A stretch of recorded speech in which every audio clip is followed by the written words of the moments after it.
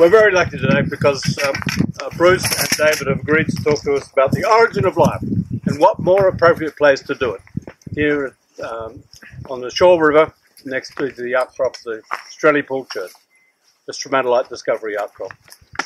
So over to you. So we've got about 15 minutes each, and that's about half an hour worth for everybody here. And this is my favorite subject. I spent probably 25 or 30 years thinking about this.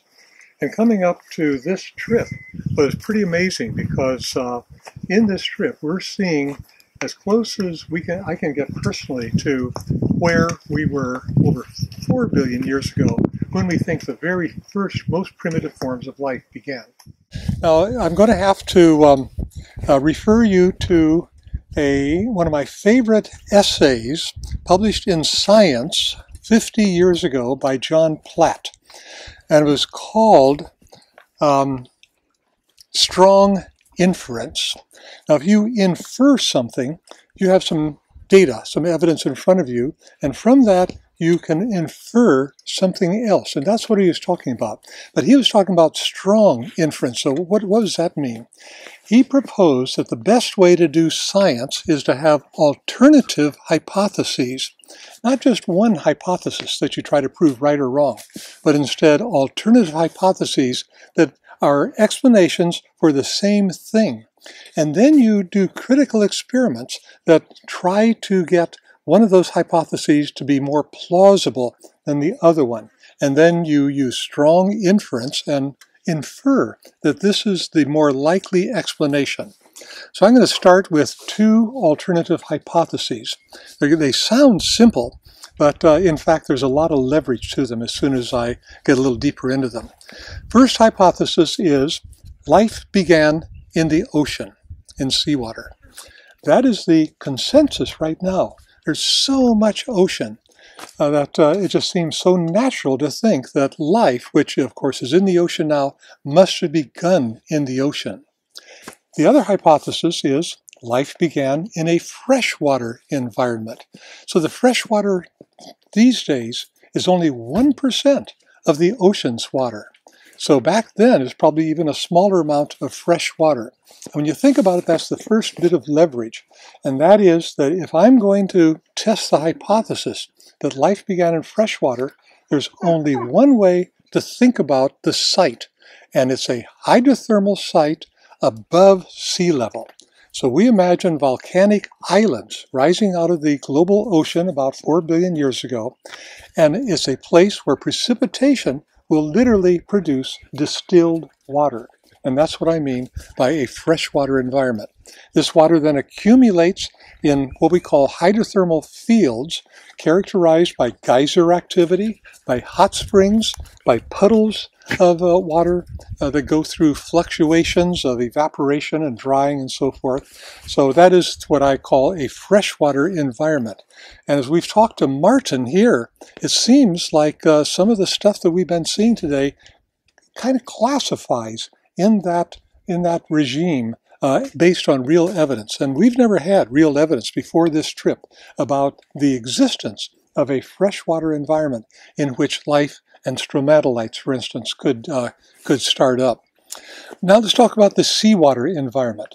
The seawater environment is the obvious place because there's so much ocean, and this about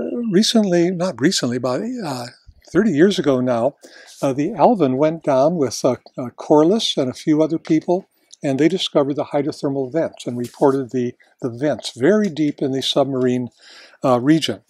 John Barras, who's at the University of Washington, a very well-known scientist, and his graduate student, Sarah Hoffman, then brought out a paper saying maybe life began on hydrothermal vents. Now, there's a bunch of reasons why that's not such a good idea. It was just an idea at the time. And I won't go into those reasons in just 15 minutes, but I will say that it's been taken up by Mike Russell now at JPL, and he is trying to test this experimentally with a few of the people there at JPL. So it is a valid hypothesis. It's now being tested, and presumably at some point some experimental support might emerge for it. Another person that took it up is Nick Lane at University College London. I visited Nick in February of this year, and we gave back-to-back talks at the Natural History Museum on this subject, in fact. And he sort of gave his side of it, and I gave my side of it, and we parted in a friendly competition, and I pay attention to what Nick is doing, and he pays attention, I hope, to what we're doing. So that is really a nice way to think about it, that these are alternative hypotheses, and we can develop experiments to test the two kinds of conditions under which life might arise. Now I'm going to have to give you about 8 concepts, and if I don't do this, you're not going to understand what I talk about later. So you're going to have to learn something now. So pay attention. Just take a few minutes. The first one is easy. Concentration. If we take the entire biosphere, everything in the biosphere, and spread it over the surface of the Earth, it's 1 millimeter thick. Isn't that interesting that all of life is 1 millimeter thick if you spread it out? If you dissolve that 1 millimeter thickness in the global ocean today, which is, some large number of liters, I've done this calculation, the amount of material in the ocean is only 2 micromolar. That is incredibly dilute. That's parts per million. Reactions cannot happen if the reactants are that dilute. So that's the first problem that the hydrothermal vent people come up against. How can we concentrate stuff sufficiently to begin reactions? And it's a problem. They got some ideas about how to do it. I don't have time to go into them, but there are possible ways to do some amount of concentration. Now contrast that with a fluctuating hydrothermal field. When it evaporates, everything becomes as extreme concentrated as it can because it goes to a dry film. It dries down on mineral surfaces, in fact, and that is one part of what Bruce and I are working on. We call that a phase, and we have come out with what we call the coupled phase hypothesis, where a hydrothermal field goes through cycles of concentration and during drying, and then rehydration into the second phase, which is the liquefied phase. Those are the two phases, and they go back and forth for millions of years. Concentration followed by rehydration. Every few hours, every few days, every few weeks, it doesn't make much difference in the geological time scale. So that's one thing to keep in mind. It is hard to concentrate things on hydrothermal vents. It's easy to concentrate things in a hydrothermal spring in one of these environments we're talking about. Next thing is self-assembly. Every one of you have watched self-assembly occur before your eyes, and you didn't even know it. The reason is that you have blown soap bubbles as a kid. Everybody's, puff, puff, and out come these lovely self-assembled structures. Nothing holds soap bubbles together. Of course, you know that because sooner they disappear, right? There are no covalent bonds that hold a soap bubble together, and yet they are stable for a while. And they have self-assembled. The little fatty acids that make up soap have their tails in a soap bubble. Actually, the tails point out, so the surface is hydrophobic, and then all the head groups are on the interior, and there's a little layer of water in there. So that's what a soap bubble is, a self-assembled membrane. I can do the same thing with lipids in an aqueous solution, except that I make what we call lipid vesicles. So if I take some phospholipid from egg yolk, or phospholipid from an animal source like liver, or phospholipid from soybeans, or virtually from anything, because phospholipid is the lipid that makes up membranes, every cell of your body is surrounded by a membrane, a self-assembled membrane of phospholipid. There are no genes that tell that membrane how to assemble. It just does it spontaneously. It's one of the few things in the body that happens spontaneously. If there were soap-like molecules on the early Earth, they would have formed vesicles. They would have formed membranes. And years ago, I came to Australia on sabbatical to work with the Murchison meteorite. We extracted the organic compounds from the Murchison meteorite, and we were able to make beautiful little lipid vesicles out of it. It's published in Nature in 1985, and then again, another more extensive paper in 1989. So that convinces me, and I think most other people now agree, that membranes would have been possible on the early Earth. Okay? Next fundamental concept is condensation. Now, this is a chemical term, and condensation means that you're pulling water out from between two chemicals and linking them together. So if I have ethanol and if I have acetic acid and I mix them together, there is a condensation reaction. They spontaneously make an ester bond between the ethanol and the acid. We call it ethyl acetate. And you've all smelled it. This is a nail polish remover. That's the solvent that comes along in a lot of cosmetics, is ethyl acetate. Because, of course, we can metabolize it, so it's not really toxic in the usual sense. So if I want to make a ribonucleic acid, I am making ester bonds. That's a very simple bond. Ester linkages is all that holds together all the DNA in your body. And your DNA, by the way, from a single cell, you can stretch it all out, is that long. Over a meter of DNA in every cell of your body, all wound up into the nucleus. It's really quite extraordinary. A bacterium has DNA about 1 millimeter long, like E. coli, and a virus has a DNA, again, about 1/10 that length. So sort of the size differences we're doing. But keep in mind that if I want to make a ribonucleic acid or a deoxyribonucleic acid, all I have to do is line them up and make a bunch of ester linkages. And I've got a piece of RNA. That cannot occur in a hydrothermal vent environment. There's no way for a reaction to occur if it's surrounded by water. You cannot condense something if it's in an aqueous environment because all the water's trying to get right back in. Now you might say, but I'm making proteins and I'm making DNA in my body and I'm in water. You know, our cells are watery.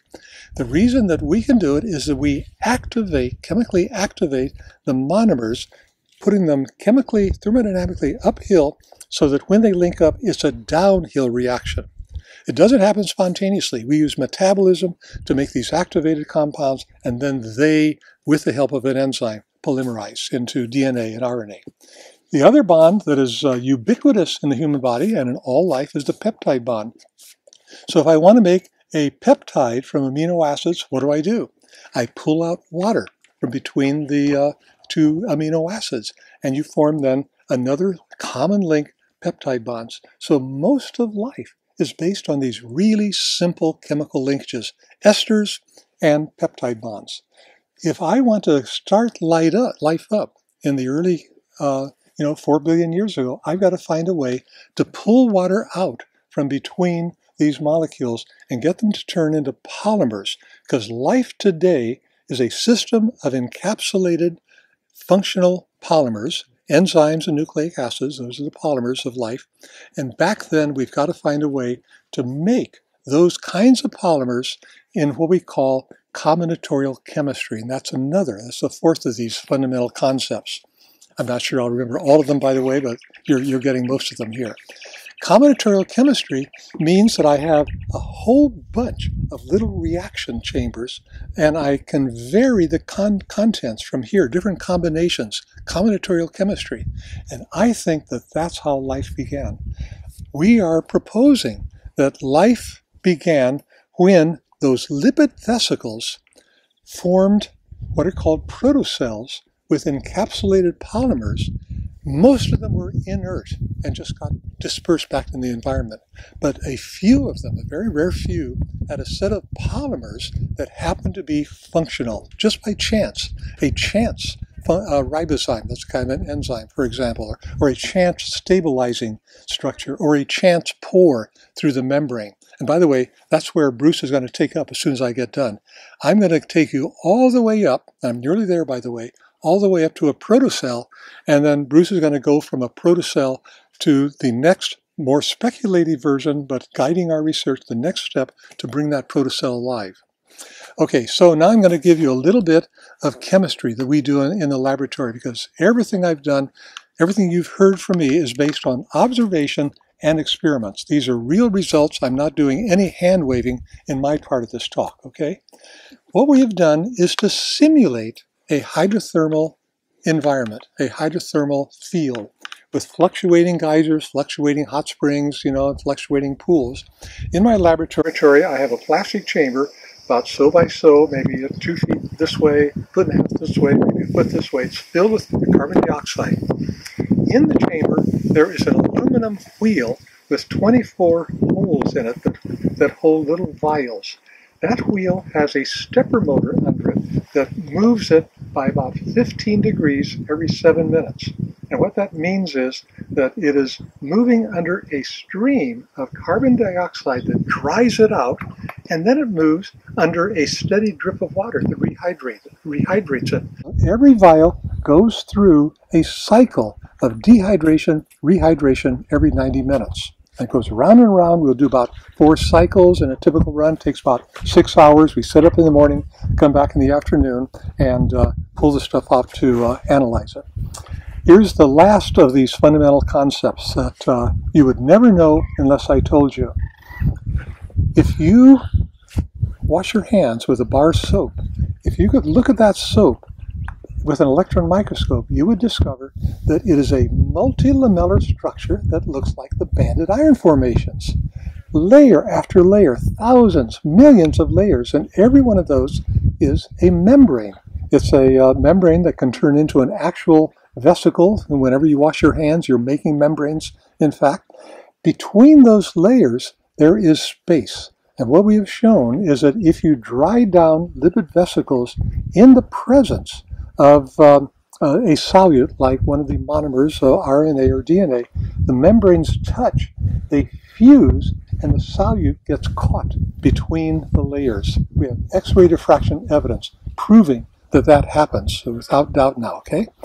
Now, what we've done when that happens is we overcome what is called the entropy barrier. When you're trying to make things happen, you know from your ordinary experience that entropy is disorganization. So something that is at high entropy is relatively disorganized. So all these reactants in solution are disorganized. But what we have done is to capture them in an organizing multilamellar matrix. And that seems to be the trick that will allow these things to form long polymers that look very much like RNA and DNA. For example, we can put in an enzyme that hydrolyzes RNA or DNA. It chews these things up. It recognizes that these are RNA or DNA. We can put another set of enzymes in that are known to put a radioactive phosphate on the end of a piece of RNA. When we put those into a gel, we see the radioactively labeled products. So again, the enzymes think that it's RNA.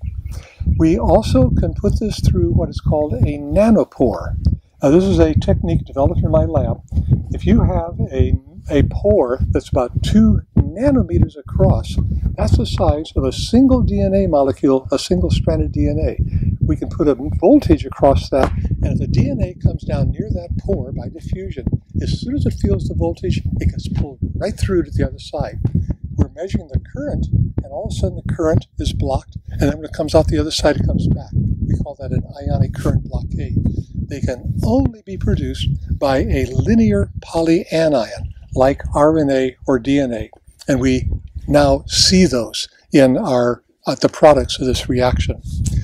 Finally, and this is the last step, because lipid is present as an organizing matrix, any polymers that have been synthesized get caught in the lipid vesicle when we rehydrate.